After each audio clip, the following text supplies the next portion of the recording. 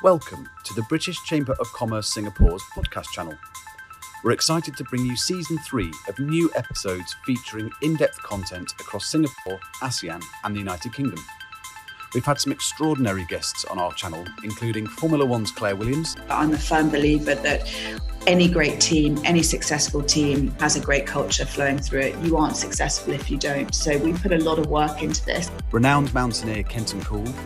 There, 2019, there with a client, a big storm came in and literally destroyed Camp 2. And I've got some video footage of Sherpas like trying to hold on to the tent fabric as it blows away. And the Royal Navy's Commodore Steve Morehouse, commander of the UK Carrier Strike Group. The squadron of F-35 aircraft we have on board is a Royal Air Force squadron, and the personnel in there are drawn from both the Navy and the Air Force. So, what better way of showing just the efficiency and the joined-up nature that we now have. And distinguished Sky News anchor Jeremy Thompson. We had two little vans with satellite links, and we leapfrogged up the road to Pristina, the capital, throughout that first day, with non-stop coverage from basically inside a war zone. We also sit down with the likes of TikTok, Twitch and Twitter and continue to bring you conversations around business and trade, leadership and people, sustainability, sports and arts and much, much more. Thank you, as always, for your support and we hope you enjoy this podcast. Welcome back to part 2 of the Future of Aviation podcast and we hope you enjoy this episode.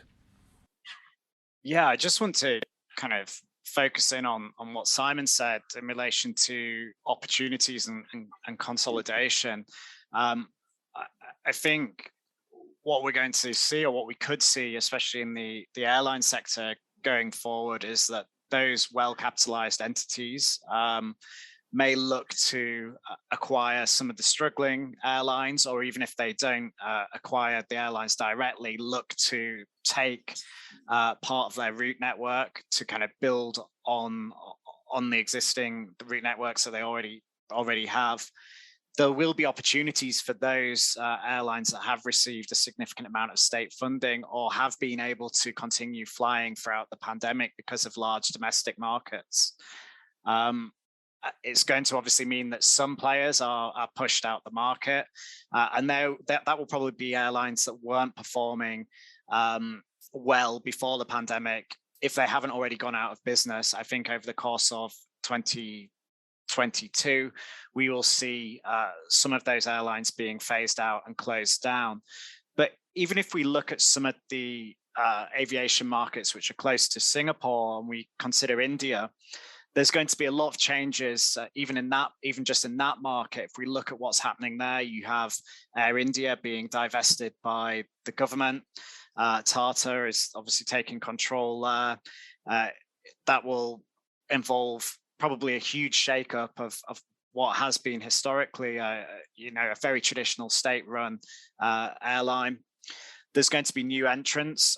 There's Akasa Air, and in November they placed a $9 billion order with Boeing for the 737 Maxes, and you also have potentially Jet Airways rising from the ashes like a phoenix and re-establishing themselves in India. So while many people were kind of writing off aviation throughout the pandemic and saying, this is the end of the industry, that's really not the case.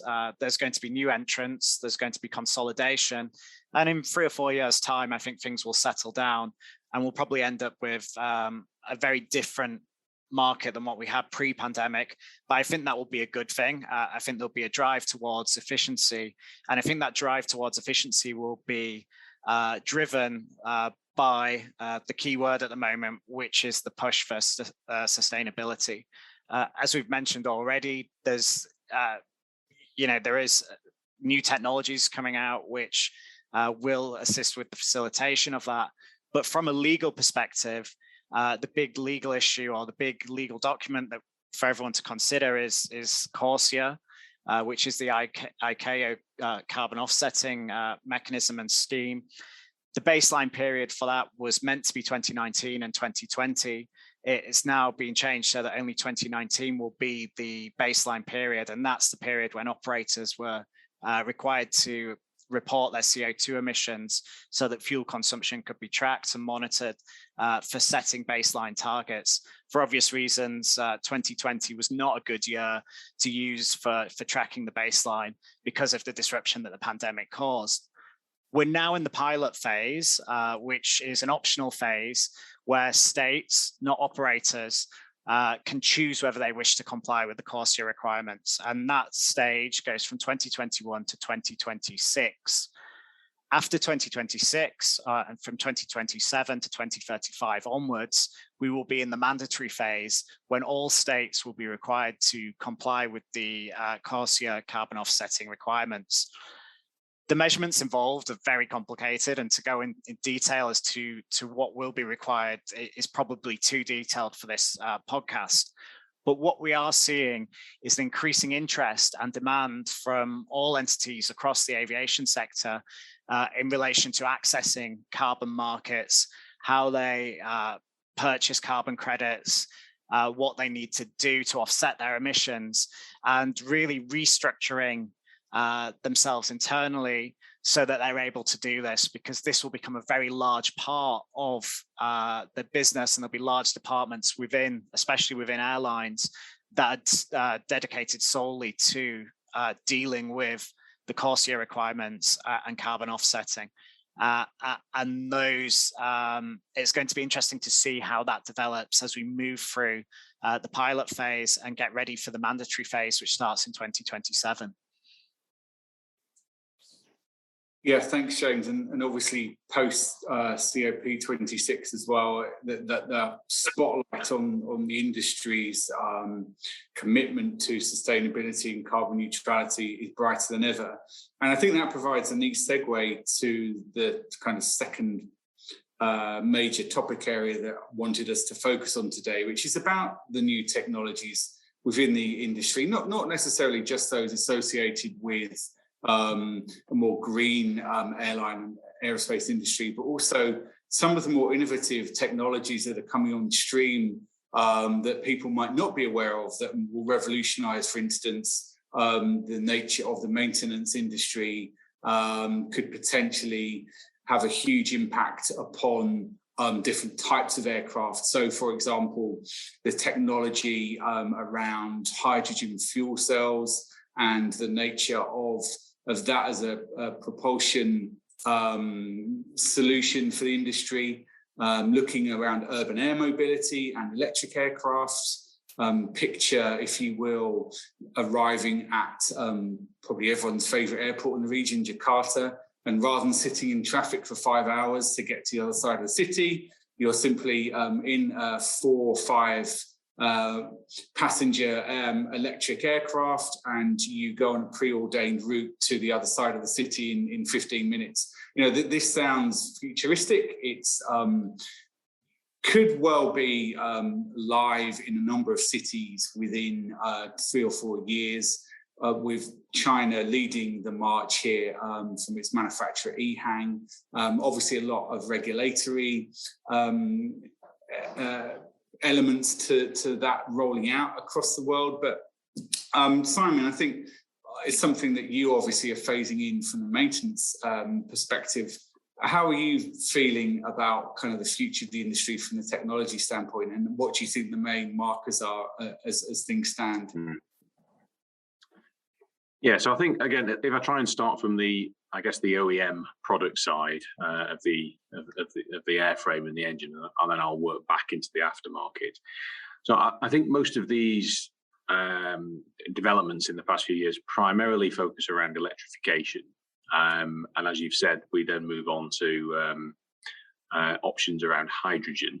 Okay, so if I stick with the electrification, I mean, it isn't new per se, but what we're getting now is sufficient progress, particularly in the power density and the weight penalty in the electrification system, as it's now becoming feasible for not just part of a system or a hybrid, but to actually get a fully 100% electrical solution in place, which clearly is very attractive from a sustainability angle. You've mentioned some of the players in this space. Again, there's good examples that are quite well known now. Vertical Aerospace, Lilium in particular, both going for IPOs as well, and attracting a lot of investment and a lot of talent from around the industry. I think it's really exciting. I think that the challenge as we go beyond something like urban air mobility is how fast and at what scale can you apply it to the broader industry.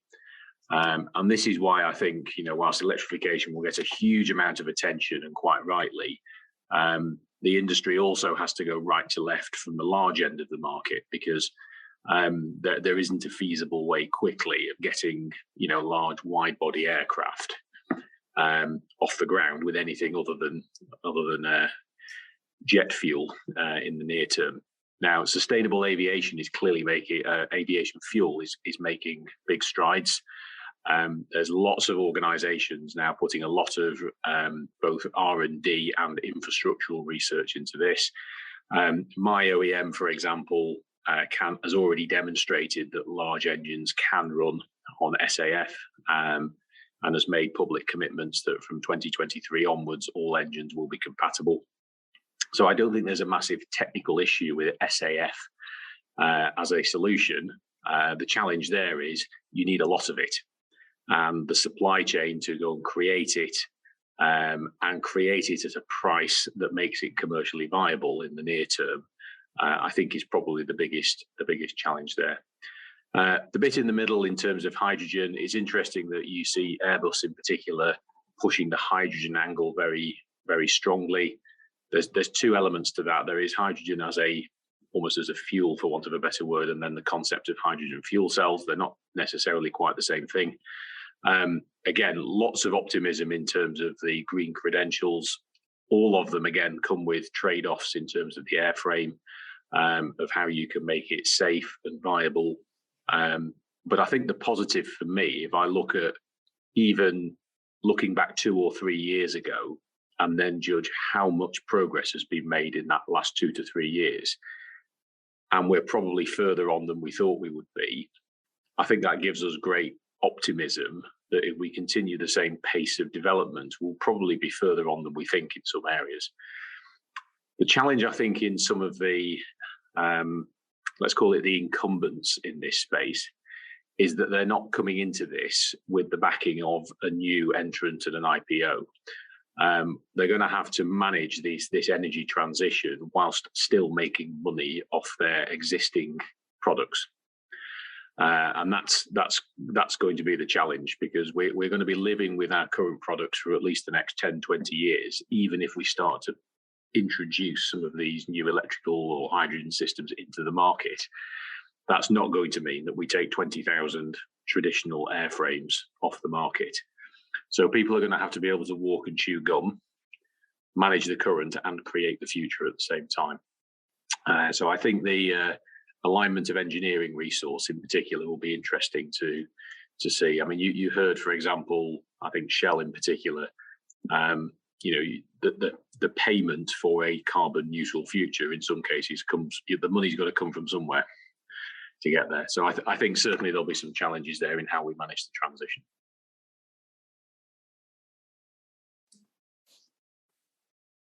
Thank you, Simon. James, any thoughts on this sector? Yeah, I mean, there's obviously a lot of technological developments and advancements going on, as Simon alludes to. I think there is huge focus and excitement around electrification, because that's the sexy technology, and the application to eVTOLs and UAM has obviously been well publicized, and as Simon mentioned, is attracting a lot of investment.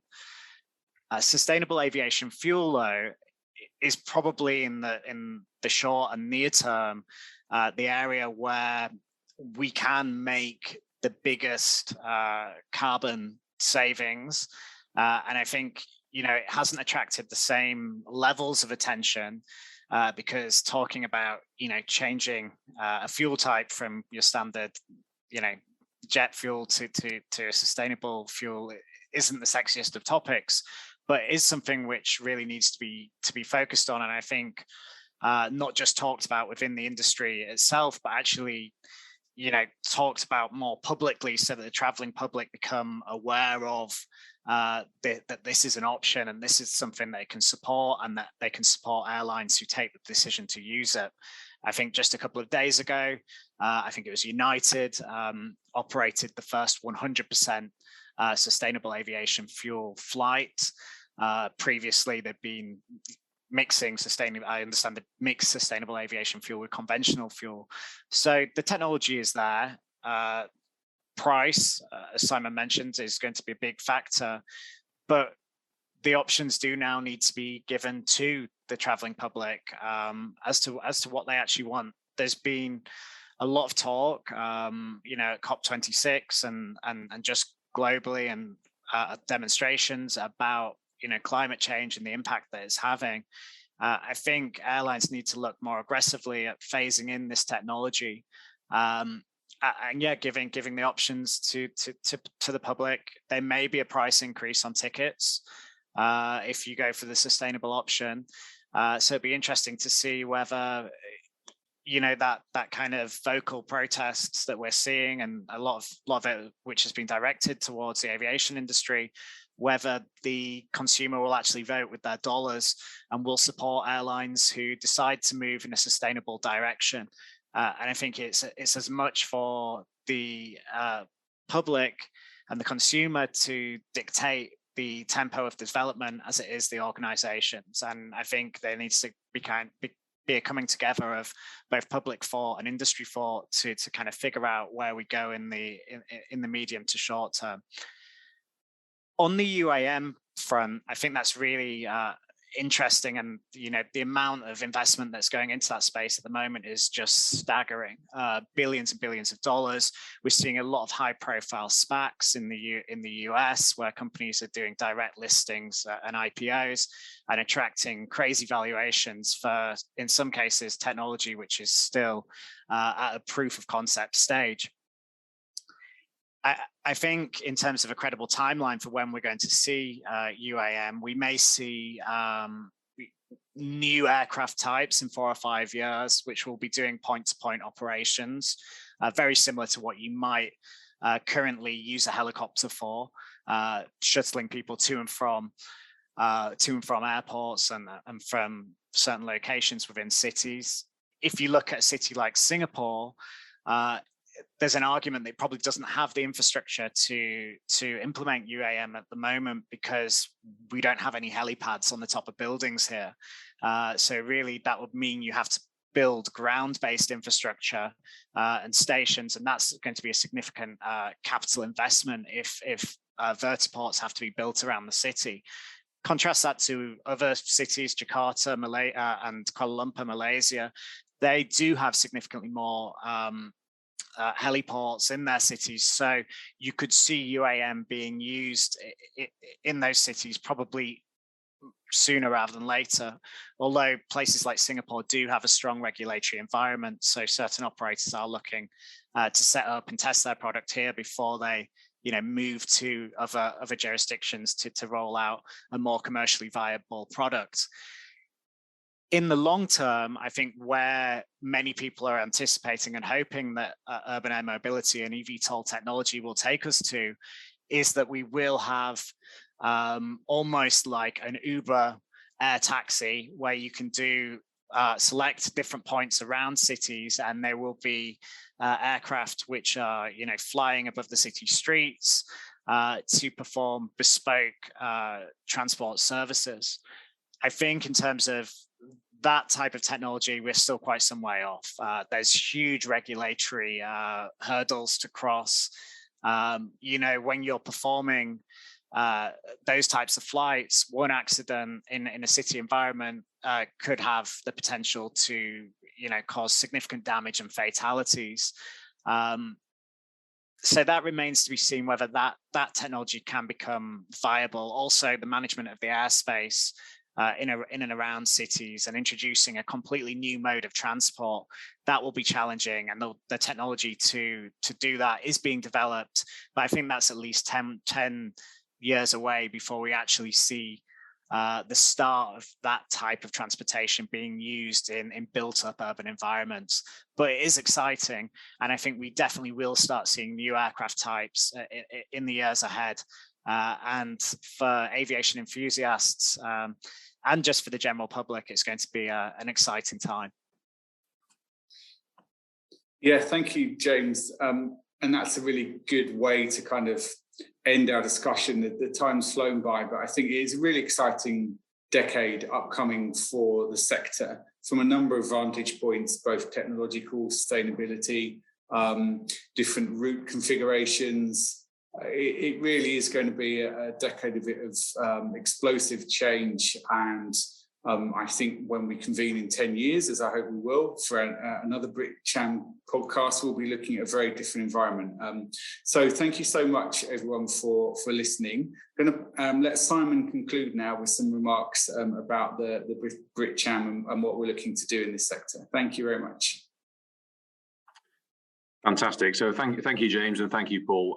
Really appreciate your time today, and I think that's been a really good introductory conversation to some of the main topics that I think will keep us all interested going forward.